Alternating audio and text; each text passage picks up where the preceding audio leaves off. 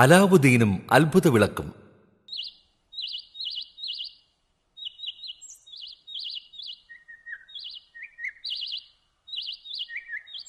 അലാവുദ്ദീൻ എന്ന പാവപ്പെട്ട ഒരു ചെറുപ്പക്കാരന് കാട്ടിൽ നിന്ന് ഒരു പഴയ വിളക്ക് കിട്ടി. അത് അഴുക്കുപുരണ്ടതായതിനാൽ വൃത്തിയാക്കാനായി അയാൾ അത് തുടച്ചു. പെട്ടെന്ന് വിളക്കിൽ നിന്ന് പുകയും അതോടൊപ്പം ഒരു വലിയ ഭൂതവും പ്രത്യക്ഷമായത് കണ്ട് അലാവുദ്ദീൻ ഭയപ്പെട്ടുപോയി. പേടിക്കണ്ട യജമാനനെ, ഞാൻ ജീനിയാണ്. ഞാൻ അങ്ങയുടെ അടിമയാണ്. അങ്ങയ്ക്ക് എന്താണ് വേണ്ടത്? ഈ ഭൂതത്തെ ഞാൻ എങ്ങനെ വിശ്വസിക്കും? ഇതിനോട് ചോദിച്ചാലോ? എനിക്ക് വിശക്കുന്നു, ഭക്ഷണം തരുമോ? അടുത്ത നിമിഷം തന്നെ പലതരത്തിലുള്ള ഭക്ഷണം അലാവുദ്ദീന്റെ മുന്നിൽ നിരന്നു. അയാൾക്ക് അതിശയം തോന്നിയെങ്കിലും ഭൂതത്തെ പരീക്ഷിക്കാൻ ആഗ്രഹിച്ചു. എന്റെ വീട് ചെറുതാണ്, വലിയൊരു വീട് തരാമോ? അയാളുടെ ചെറിയ വീട് കൊട്ടാരമായി മാറി.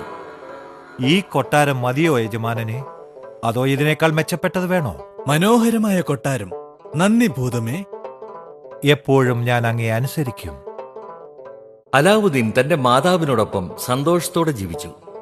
ഒരു ദിവസം അയാൾ തന്റെ മാതാവിനോട് രാജകുമാരിയെ വിവാഹം കഴിക്കാനുള്ള തന്റെ ആഗ്രഹം പ്രകടമാക്കി. ഈ വിവാഹത്തിന് മഹാരാജാവ് സമ്മതിച്ചെന്ന് വരില്ല, പക്ഷേ ശ്രമിച്ചു നോക്കാം.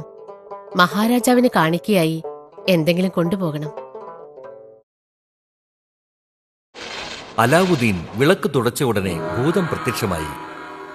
അല്ലയോ ഭൂതമേ, മഹാരാജാവിനെ തൃപ്തിപ്പെടുത്താൻ എന്തെങ്കിലും എനിക്ക് വേണം. ശരി യജമാനനെ, ഇതാ മഹാരാജാവ് ഇതുവരെ കണ്ടിട്ടില്ലാത്ത വിലമതിക്കാനാവാത്ത ഈ രത്നക്കല്ലുകൾ കാണിക്കയായി നൽകൂ. അലാവുദ്ദീന്റെ മാതാവ് ആ രത്നക്കല്ലുകൾ മഹാരാജാവിന് സമർപ്പിച്ചു. വിലമതിക്കാനാവാത്ത ആ രത്നക്കല്ലുകൾ കണ്ട് അത്ഭുതപ്പെട്ട മഹാരാജാവ് പറഞ്ഞു, ഇതുപോലെ 40 മടങ്ങ് രത്നക്കല്ലുകൾ കൂടി നമുക്ക് കൊണ്ടുവന്ന് തന്നാൽ നാം രാജകുമാരിയെ നിങ്ങളുടെ പുത്രന് വിവാഹം കഴിച്ചു തരാം. ദുഃഖത്തോടെ വീട്ടിലേക്ക് മടങ്ങിയ അലാവുദ്ദീന്റെ മാതാവ് അലാവുദ്ദീനോട് കാര്യം പറഞ്ഞു. ഉടൻ തന്നെ അലാവുദ്ദീൻ തന്റെ വിളക്ക് തുടച്ചു. ഭൂതം പ്രത്യക്ഷമായി. ഞാൻ എന്താണ് ചെയ്യേണ്ടത് യജമാനനെ? ഇതുപോലെ 40 മടങ്ങ് രത്നങ്ങൾ കൂടി കൊണ്ടുവരൂ. ഇതാ യജമാനനെ 40 മടങ്ങ്.